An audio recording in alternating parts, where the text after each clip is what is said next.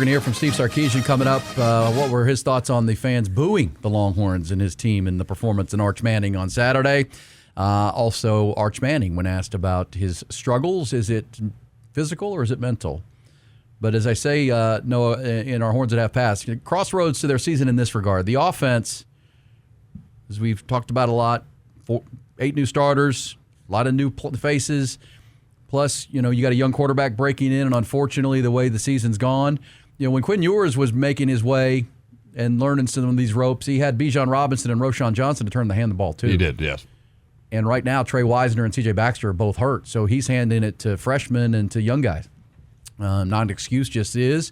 And he's kind of having to carry the offense a little bit because DeAndre Moore and Emmett Mosley are hurt, and his connection with Ryan Wingo is just not healthy right now. I haven't seen it.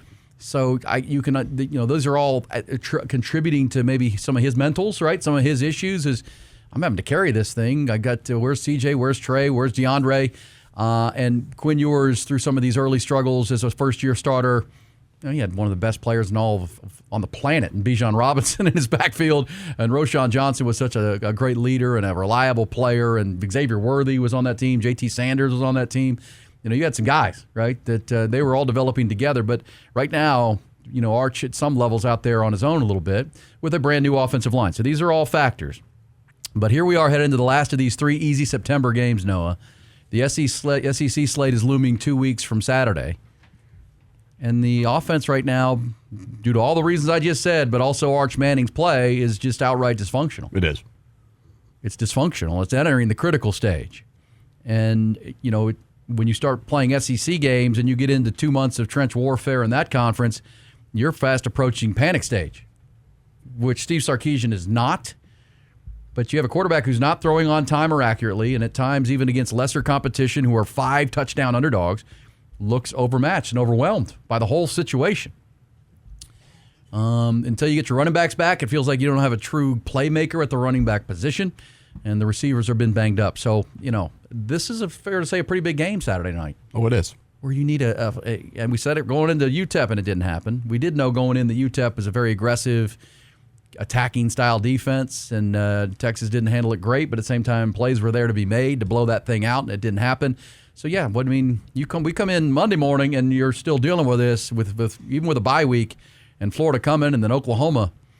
You start to really lower the ceiling on what your football team can do. I think Steve Sarkisian, who was positive yesterday at his game week news conference, staying in the optimist side, and we'll play you some of the sound here coming up, but at that point, you have 2 weeks, then do you start changing up your offense? I mean, I don't think you can win SEC games without a vertical passing game, but if you struggle again, and it looks anything like it's looked the last 2 weeks, and certainly back to the Ohio State game, you'd have to have some real conversations about what we're going to be offensively. You can't, at some point, keep being blind to it. Now, if you have a clean game, you get what you're looking for out of Sam Houston, you can start to maybe piece that together. But that's kind of why I say it's at a crossroads, that this game is the last game before you have to make some decisions. Yeah, it's a gimme game still, right? They lost last week, to UTEP, and they still won by what, 3 touchdowns? 17 points. Okay, three possessions. And again, that's not great when you're favored by 40, but a win's still a win. They can still fix this. I think a lot of it, as we know, and we'll get the audio,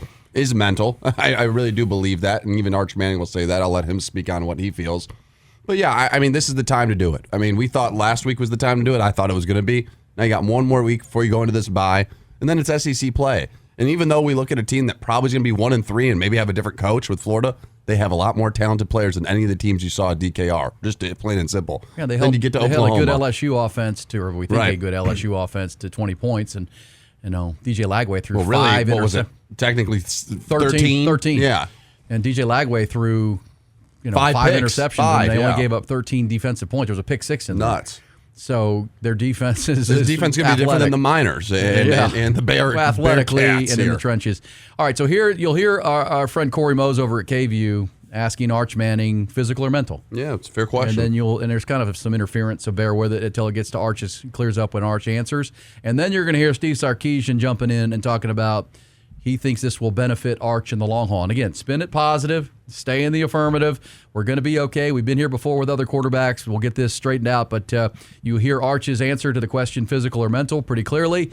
And then it goes to Sark. Would you say what you're going through right now is more physical or mental? Probably mental, to be honest. Like, I think I just need to go out there and play my game. I know the type of athlete and type of player I am. Just go cut it loose and have some fun. All right, so that was kind of how he was, and I told you if you were not there. We'll take you behind the scenes. He sitting next to Michael Taft for the entirety of their availability, The two best buddies, two number 16s, and I don't know if Taft was there for moral support or whatever. And they had some funny one-liners together. They do a little comedy bit about their golf games and whatnot, kind of loosened Arch up. But that's what he said. It's mental. It's mental. I'm not hurt, even though I do throw sidearms sometimes and make a grimace on my face. But I just have to go play and have fun. And I'm assuming that was the message. And he talked about how he went to dinner with his family and his brothers, and his grandpa was here this weekend. And, they're all, as a family member, would be positive. Come on, Arch, you got this in you. Just make the throws. Just stop thinking about it and rip it and have fun. I'm sure that's what his teammates are saying. But those mental things, Noah, to me, as we talked about a lot yesterday, the more you think about it and talk about them, the more you think about them and talk about them. Yeah. And they manifest themselves potentially. And that's why I think Sark shied away from it yesterday. And listen to Sark as a quarterback himself, who's been through the ups and downs of being a young quarterback at the position. Here is Sark on how this can benefit Arch Manning, big picture. Play ball. And I think some of this is really good. Here's a guy who's had an awesome life. He's the way he's grown up, where he played, the school he went to, the people he's been surrounded by. But I think you learn a lot about yourself through adversity and overcoming adversity and getting on the other side of adversity. And so to have some of this adversity that he has right now, and when he gets on the other side of it, I think all of this is going to serve not only well for him, but well for us as a team. All right, so staying in the positive, staying in that lane. Now, too, because I've teased it enough, Sark was asked about getting booed. And they did. They were, fans get disgruntled when it's 10 straight incompletions and punt after punt against UTEP. And Sark kind of felt sorry for him, too. He understands. And, there'd be some coaches. Brian Kelly, what would Brian Kelly done if the fans were booing? Oh, my gosh. Brian Kelly at LSU, see him apologize. You all are spoiled. Yeah. Brian Kelly would have been off the lid or off his rocker. But here's Sark. You built this program in 27-6 over the last 3 seasons. But you hear booing in the first half. We asked Michael Taft about that, and he said, you got to give them a reason to cheer. What's your message to the fan base that showed its frustration? Yeah, at the end of the day, as I said earlier, I think that we've set a standard around here of the way we play football, and there's an expectation from our fans about the way we play football. It's fast, it's physical, it's tough, it's smart, it's exciting. And at times we didn't play that way this weekend. And I think at the end of the day, they're spending money. They're coming to games. They're sitting in the heat. They want to make sure we give them something to give them a reason to be there. And so that's not the only reason we're all there. We're obviously there for as a team, our own goals, our own aspirations, and what we're not only trying to do on that Saturday, but for the duration of this season. But also, man, our fans offer so much support to us that clearly, if they were booing about the way we were playing, just imagine how we were feeling about the way we were playing at some of that juncture in the first half. So understandable, but again, don't give up on us too quick. I think we got a pretty good team. All right, that last line I think is interesting. I've seen that kind of go viral. Don't give up on us. I think we've got a pretty good team. And that is what Longhorn fans are kind of hanging their hope hat on. Okay, we know they have a good defense. The special teams is emerging. They solved that problem, it feels like, from last year. Defense is still elite. They're rock'em sock'em, and I think getting better. They can compete in the trench warfare of the SEC just fine, and give you a chance to be in and win every game. Can your offense? I've said a lot that the offseason and now at least the first few weeks, the team I root for in the NFL, the Houston Texans and the Longhorns, kind of parallel one another, right? The defense is really good. Their special teams last night for the Texans was really good. And it gave the offense a chance to go win the football game. And through 2 games against 2 really good NFC teams and 2 really good quarterbacks, the Texans have not been able to go get it and have made mistakes. This is where the Longhorn offense is. And to me, what you've seen with the Texans for 2 weeks, if you've watched, is what the Longhorns will face when they get to the SEC. It's the Ohio State game, all over again. The defense is going to do enough to keep you hanging around. Can the offense go take it? And that's going to be on Arch Manning, and that's going to be getting Trey Wisner, C.J. Baxter healthy. You got to get DeAndre Moore back out there. You got to get Emmett Mosley involved in this. You get the offensive line, which playing inferior competition still has not shown. They've shown flashes of being okay, but they got to get better. And can you get there fast enough is kind of the challenge to Sark and this coaching staff, because Florida, Oklahoma are looming. They'll look like these Texans games that are just ugly as hell if you can't get it right. And I said this to Jack Farrell, and this is not foreshadowing, but you know what these conversations remind me of? These are conversations that were being had in Norman, Oklahoma last year about this time, when their defense was playing really good. They had new players at a lot of positions on offense. They were trying to break in some guys, and they were trying to break in a new quarterback. And Arch Manning comes with a huge name, but they were breaking in Jackson Arnold, who was also a 5-star quarterback who played a little bit in previous years, but was the first-year starting quarterback. Their offensive line didn't come together. Their receivers got hurt. They never had a bell cow running back. And what happened when Oklahoma got to conference play? They lost. They switched their games. quarterbacks. And switched quarterbacks, Right. fired the offensive coordinator. All that happened. And I think Texas is in a better spot year 5 for Sark as far as talent goes. I'm just saying, in that conference, you get humbled fast 100%. when your offense is not functional. And that's where the crossroads are for me for Texas right now, that it could go either way, because I think Texas has more talent than Oklahoma did last year on the offensive side, but we watched it happen. Oklahoma was a decent team in the preseason, as we call it. But they got to conference play and they weren't ready. Yep. And they couldn't move the football against really good coaches and really good teams.